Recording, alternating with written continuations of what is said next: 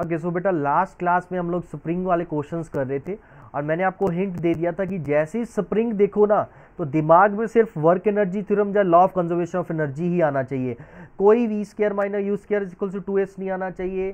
Constant acceleration वाला कोई equation कोई फार्मूला नहीं लगाना है बेटा। ओके सो यहाँ पे अब ये क्वेश्चन जैसे है, एक स्प्रिंग अटैच्ड है स्ट्रिंग के साथ जो कि पुली के ऊपर से पास होकर दूसरी तरफ मास के साथ अटैच्ड है। Now there are two questions. First question is find the velocity of mass m when this mass is dropped by distance x. ये mass x distance से नीचे आ गया तो initially v is equal to 0 पे start हुआ, x distance नीचे आने पे इसका वेलोसिटी v हो गया। हमें ये v निकालना है बेटा। तो कैसे सॉल्व करोगे इस क्वेश्चन को? इसमें हमने पहले तो बेटा वही है कि law of conservation of energy लगाना है।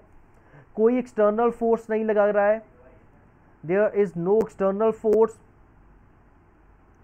there is no conservative force, non-conservative force.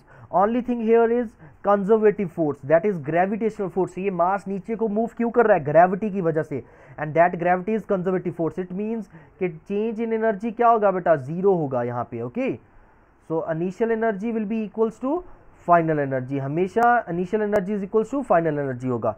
तो अगर ये पॉइंट ए है बेटा मेरा और इस पॉइंट को मैं बी मान लेता हूं फाइनल पॉइंट। ओके सो ए क्वेश्चन करते हैं, हमें वेलोसिटी निकालना है जब वो डिस्टेंस एक्स नीचे आ जाएगा। तो बी को मैं रेफरेंस लाइन मान रहा हूं, रेफरेंस लेवल बी को मान रहा हूं। ओके रेफरेंस लेवल हमेशा लोएस्ट पॉइंट को माना करो बेटा जहां पे आप स्टडी कर रहे हो।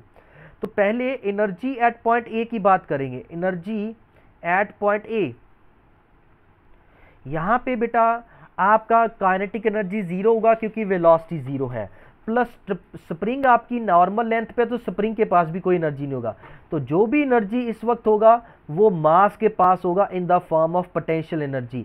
तो रेफरेंस लेवल से कितना पोटेंशियल एनर्जी ज्यादा होगा यहाँ पे? mgx, क्योंकि रेफरेंस लेवल से कितना ऊपर है? x हाइट ऊपर है, तो mgx एनर्जी होगा। Kinetic energy and potential energy stored in spring zero होगा। Next energy at point B, जब वो पॉइंट बी पे आ चुका है तो यहाँ पे एनर्जी कितना होगा? पोटेंशियल एनर्जी मास का हम जीरो मान लें क्योंकि इसके विद रिस्पेक्ट ऑलरेडी बता चुके हैं यहाँ पे कि mgx ज़्यादा है। Kinetic energy half mv square हो जाएगा, प्लस इस वक्त जो आपका मास है वो x डिस्टेंस नीचे आ गया। अगर ये मास x डिस्टेंस नीचे आ गया बेटा और स्ट्रिंग जो है आपकी इनएक्सटेंसिबल है, मतलब स्ट्रिंग नहीं बड़ी हो रही है, तो कौन सी चीज़ बड़ी होगी? स्प्रिंग बड़ा होगा। स्प्रिंग का लेंथ कितना बड़ा हो जाएगा? x डिस्टेंस से। तो जब स्प्रिंग x डिस्टेंस से बड़ा हो जाएगा तो उसके अंदर एनर्जी स्टोर्ड कितना होगा? Half kx। Now we will put these both energies equal. What we will get? mgx is equals to half mv square plus half kx square. So from here you can find the value of v। So v का value क्या आ जाएगा यहाँ पे? mgx इस, और उधर से हाफ के एक्स स्क्वायर भी इधर ले आओ और इधर रह गया हाफ एम वी स्क्वायर। ऐसा करते हैं बेटा 2 से मल्टीप्लाई कर दो, दोनों साइड्स को 2 से मल्टीप्लाई कर दो एक बार। इससे ये 2 कैंसिल आउट हो जाएगा, इधर बन जाएगा 2mgx minus k x square is equals to m v square. अब ये एम इधर डिवाइड कर दो तो ये बन जाएगा 2gx minus k by m x square is equals to v, और वी स्क्वायर था तो वो रूट में आ जाएगा। So this is your result for the velocity attained by body. So is this clear? Yes, sir. So, Yes. okay beta. So if we talk about next part, that is B part, maximum extension in the spring. कल भी ये concept किया था कि जब आपका मास A point से start होगा बेटा V is equals to 0 से, ओके और वो ड्रॉप करता जाएगा। कब तक नीचे आता जाएगा बेटा? जब तक उसकी वेलोसिटी दोबारा से जीरो नहीं हो जाती। इन बिटवीन पहले उसकी वेलोसिटी बढ़ी, एक पॉइंट पे आके उसकी वेलोसिटी मैक्सिमम हुई, फिर उसकी वेलोसिटी कम होती होती जीरो हो गई। ये इंक्रीज क्यों होती है? क्योंकि mg kx से ज्यादा होता है, फिर kx ओवरकम कर लेता है mg को तो कम होने लग जाती है, रिटार्ड होने लग जाता है मोशन। तो यहाँ पे अगर ये x नॉट नीचे आ गया यहाँ से, तो इधर दूसरी तरफ जो आपका स्प्रिंग था बेटा, स्प्रिंग के अंदर कितना एक्सटेंशन हो जाएगा? स्प्रिंग के अंदर भी x नॉट एक्सटेंशन हो जाएगा। सो अब ए पॉइंट ये है, ये मेरा सी पॉइंट है।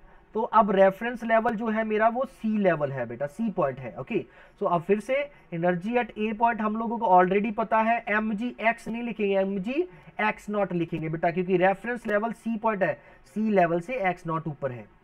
So energy at c point कितना हो जाएगा, वहां पे आके बेटा kinetic energy zero, potential energy zero, only energy stored will be in the spring, that is half k x not square.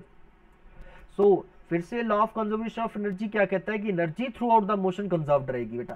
Okay, यहाँ पे बॉडी ए से सी पॉइंट के बीच में जब मूव करेगी ना, तो टोटल एनर्जी हमेशा उसकी कंजर्व्ड रहेगी। ये वो जो है उसका मीन पोजीशन रहेगा, इसके अबाउट वो टू एंड फ्रो मूव करेगा।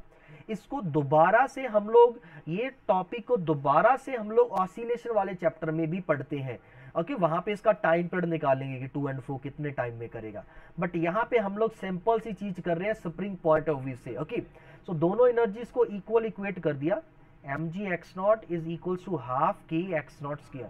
सो यहाँ से एक्स नॉट कैंसिल आउट हो गया, so 2mg by k is equals to x not.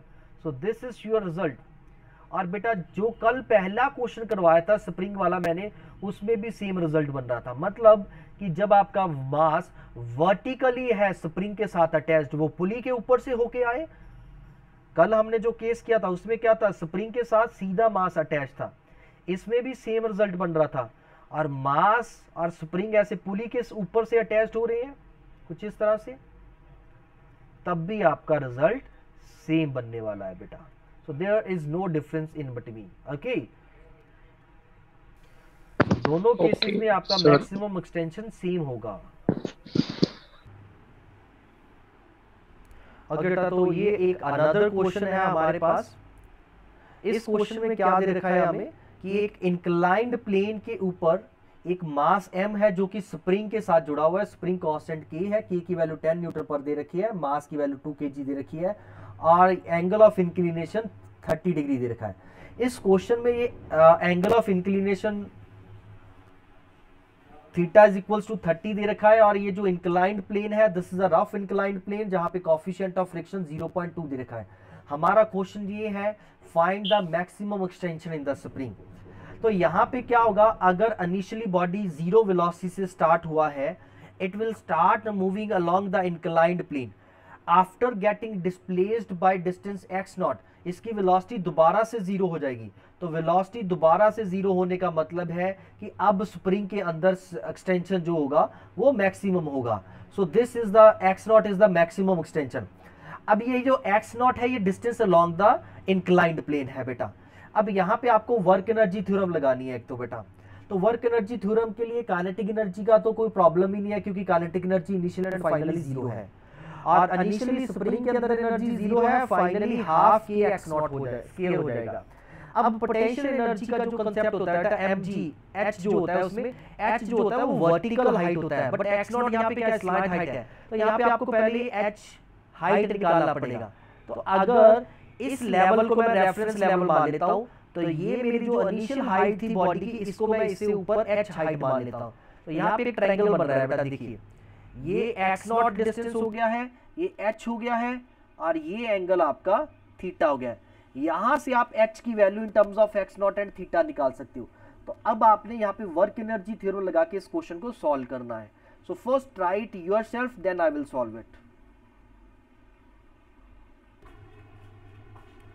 सो बेटा यहाँ पे हम लोग वर्क एनर्जी थ्योरम लगाएंगे। सबसे पहले law of conservation of energy नहीं लगा सकते क्योंकि यहाँ पे फ्रिक्शन भी है हमारा। ओके, सो क्या होगा बेटा, सबसे पहले हमें यहाँ पे फ्रिक्शनल फोर्स देखना होगा कितना लगता है। Frictional force is equals to क्या होता है बेटा, म्यू इंटू एन होता है, और इंक्लाइंड प्लेन पे नॉर्मल रिएक्शन कितना होता है, एम जी कॉस थीटा होता है।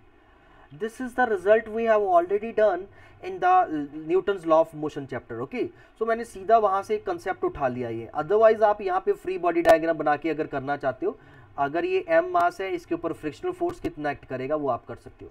तो जब ये नीचे को आ रहा है तो फ्रिक्शनल फोर्स क्या है बेटा, ऊपर को लग रहा है।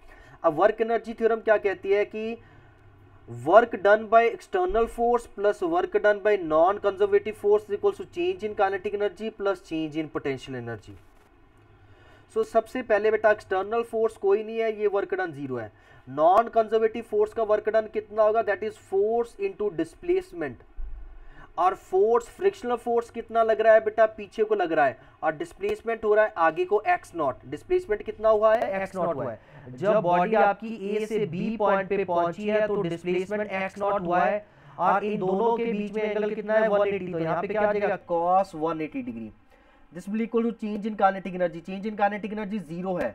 अब पोटेंशियल एनर्जी क्या हो जाएगा बेटा, potential energy mean change in potential energy of mass plus change in potential energy of spring. मतलब मास देखिए बेटा, पहले मास h हाइट ऊपर था, तो जब जैसे जैसे नीचे आता है तो पोटेंशियल एनर्जी उसकी डिक्रीज होती जाती है। तो फाइनली पोटेंशियल एनर्जी 0 होगी, माइनस इनिशियल पोटेंशियल एनर्जी क्या हो जाएगी, माइनस mgh। और स्प्रिंग का पोटेंशियल एनर्जी क्या होगा, फाइनली हाफ के x नॉट स्क्वायर हो जाएगा, इनिशियली क्या हो जाएगा 0, क्योंकि इनिशियली वो अनस्ट्रेस्ड था जब A पॉइंट से चला था। ये यहाँ पे 0 माइनस mgh क्यों लिखा है, क्योंकि पहले वो हाइट h पे था, नीचे को आ रहा है बेटा वो, तो उसका पोटेंशियल एनर्जी यहाँ पे रेफरेंस लेवल के मुकाबले पहले ज्यादा था। ओके, सो माइनस mgh लिखेंगे, फाइनल माइनस इनिशियल होता है, यहाँ पे भी फाइनल माइनस इनिशियल हो गया। अब ये हमारे पास इक्वेशन बन गया बेटा, यहाँ पे फ्रिक्शनल फोर्स की वैल्यू डाल देंगे म्यू mg cos थीटा, और माइनस में आ जाएगा into x naught is equals to minus mgh। अब h की वैल्यू क्या निकल सकती है बेटा, ये मैंने पहले ही हिंट दे दिया था, यहां से आप h की वैल्यू निकाल सकते हो। h will be equals to होगा x sine theta. So x की वैल्यू यहां पे क्या आ जाएगी, h की वैल्यू क्या आ जाएगी, x not sine theta plus half k x not square. So this is your equation.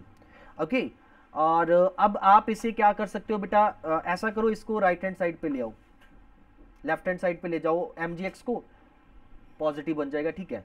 सो ये बन जाएगा minus mu mg cos theta plus mg sine theta, और इसमें से x नॉट कॉमन आ जाएगा हमारे पास। This will be equals to half k x not square. So this x naught get cancelled out. So result is 2 mg sin theta minus mu mg cos theta, or even you can take mg common from here. So this will be 2 mg upon k. ये k भी इस side पे left side पे आ जाएगा, ये sine theta positive है minus mu cos theta, और इसका इक्वल्स टू बन जाएगा x not. So this is your equation. अब इसके बाद इसमें जो वैल्यूज दे रखी है बेटा वो डाल दो। 2 टाइम्स मास कितना दे रखा है हमारे पास, मास है 2 kg। So mass is 2 kg।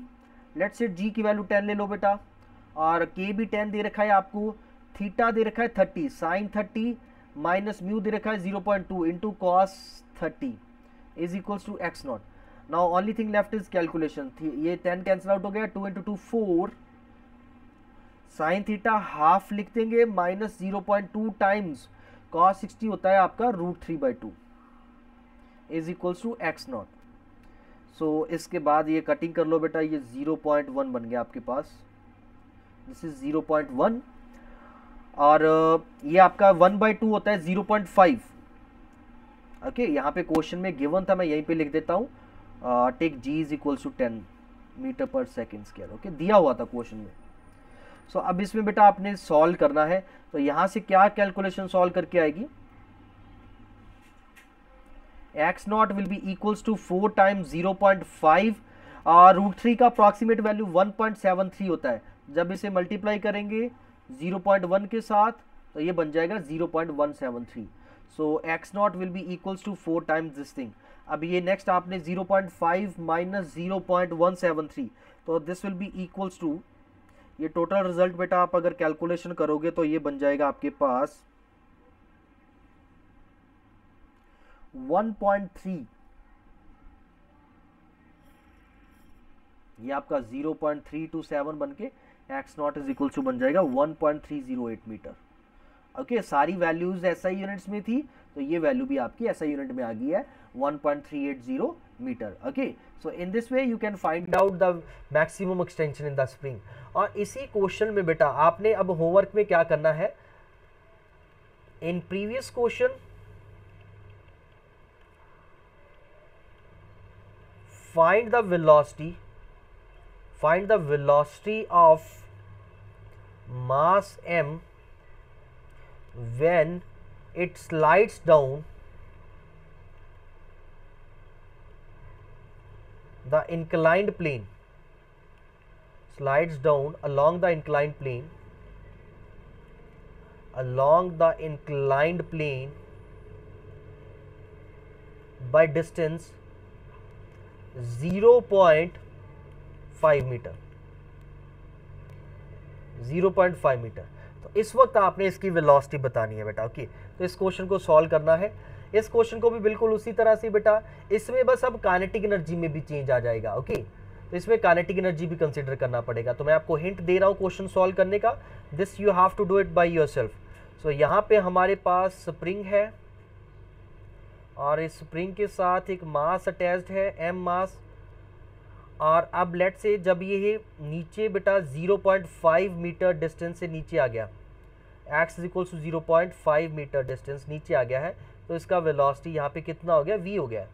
और यहाँ पे वेलोसिटी 0 था और फ्रिक्शन पीछे को लग रहा है, बाकी सारी चीज़ें सेम है बेटा, स्प्रिंग कांस्टेंट की है। तो you have to find out this velocity here. तो इक्वेशन बना लेनी है फिर से, work done by non conservative force equal to change in kinetic energy plus change in potential energy of mass plus change in potential energy of spring. तो यहाँ पे अब काइनेटिक एनर्जी का चेंज 0 नहीं आएगा बेटा, काइनेटिक एनर्जी वाले में क्या आ जाएगा, फाइनली हाफ mv² माइनस 0। ये इक्वेशन एक्स्ट्रा ऐड हो जाएगी, बाकी सारा रिजल्ट सेम रहेगा बेटा आपके पास। ये आ जाएगा आपके पास minus mg sine theta x और ये बन जाएगा हाफ के x²। लो बेटा, इक्वेशन भी मैंने बना दी है, आगे आपने बस सॉल्व करना है वैल्यूज डाल के इसको। Okay, so this is your next question, आप इसे ट्राई कर लेना बेटा, इजी है, बिल्कुल सेम क्वेश्चन है, जस्ट एक काइनेटिक एनर्जी का कंसेप्ट इन्वॉल्व हो गया। तो जब भी मैक्सिमम एक्सटेंशन की स्प्रिंग की बात होगी ना, तो चेंज इन काइनेटिक एनर्जी 0 ही होगा, क्योंकि बॉडी तब तक स्प्रिंग को खींचती रहेगी जब तक उसकी खुद की वेलोसिटी 0 नहीं हो जाती। So try to solve this question. If you face any problem, you can ask in next class. So this is all for today. बाकी next class में करते हैं।